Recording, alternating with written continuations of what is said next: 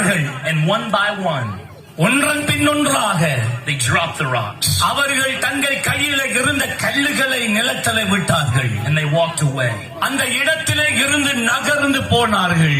Jesus came to the woman. இயேசு அந்த ஸ்திரீயின் இடத்துக்கு வருகிறார். He saved her life. அந்த ஸ்திரீயினுடைய வாழ்க்கையை அவர் மரணத்திலே இருந்து காப்பாற்றினார். This woman is crying. இந்த ஸ்திரீ அழுது கொண்டு புலம்பிக் கொண்டு இருக்கிறாள். She just made the worst mistake of her life. அவளுடைய வாழ்க்கையில செய்யக்கூடிய பெரிய தவறை அவள் செய்து விளைவித்தவளாக இருக்கிறாள். Her sin was in front of everybody. அவள் செய்த பாவம் தவறு எல்லா சமுதாயம் அறிந்து கொண்டது. She felt dirty. அவள் தனக்குள்ளே அசுத்தத்தை உணர்ந்தாள். Have any of you ever felt that way?